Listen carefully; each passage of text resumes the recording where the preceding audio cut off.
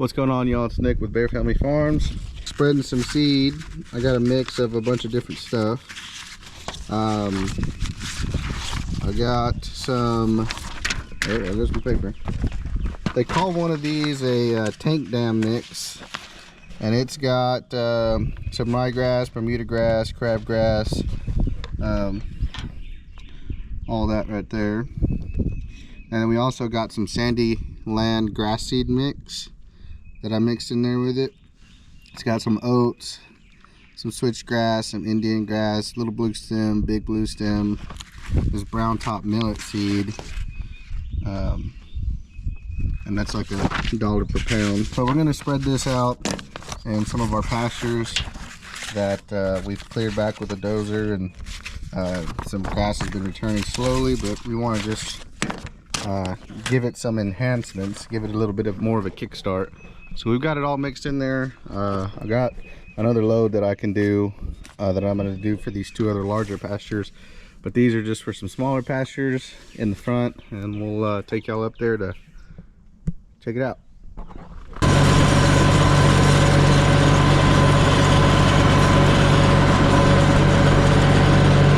Spreading some sorghum Sudan, Cattle King, three-way cross.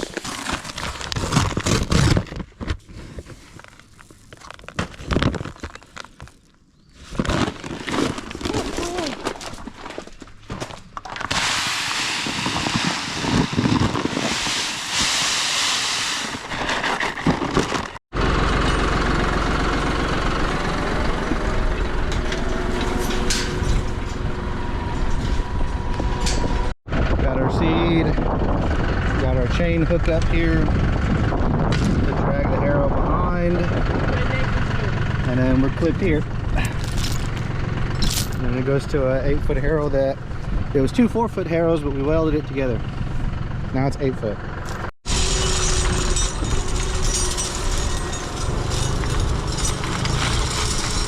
This way, it's not disrupting the ground as much if we just harrow versus if we were disking it all up, because we still want the natural plant matter to come up, but we want our seeds to come up as well with them. Of course, there is going to be some challenges with crops that are invasive and things like that, but it's just about giving the goats something more to munch on that's a higher quality. So that's why we're throwing out this sorghum Sudan. The sheepies are out here. They are not sure what's going on. They don't really care. Either way.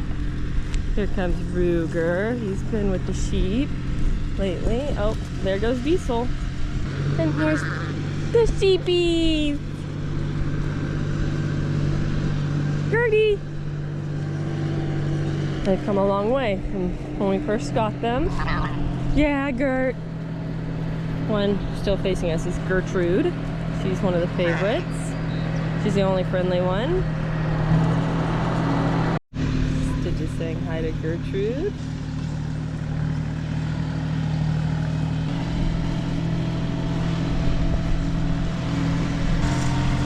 Oh.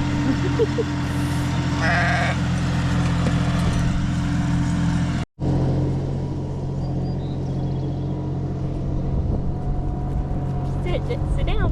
Go see him. There's Gertrude. See, she's shedding.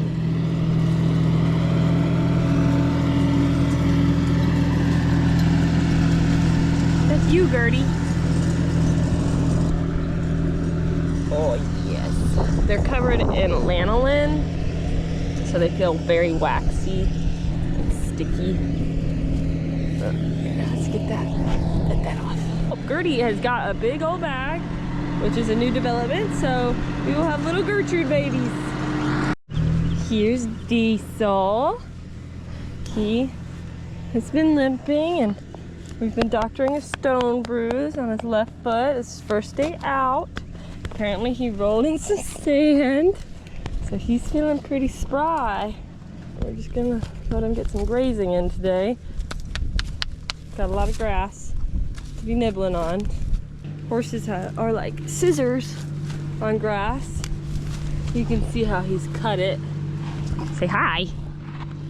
And they'd like the more immature forage. They don't really like the tall adult grasses. They like the smaller baby ones since it has more sugar and sweeter.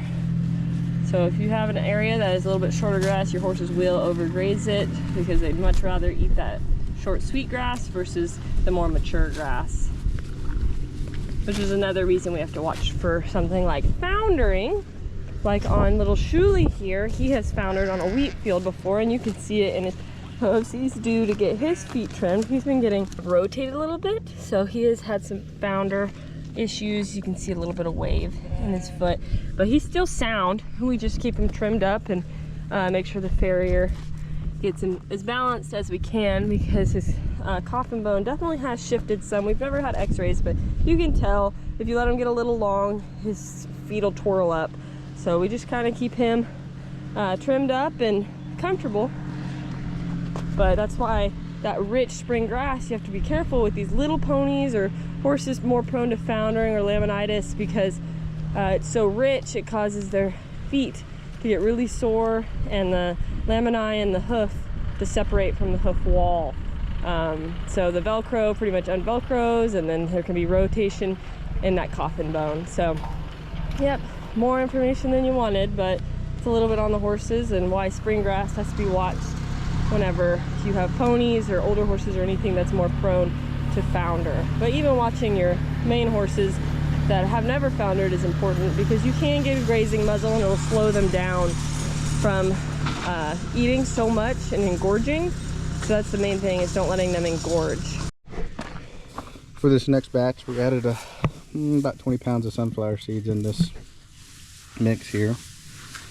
The dove will definitely like this come September 1st. All the sunflowers will come up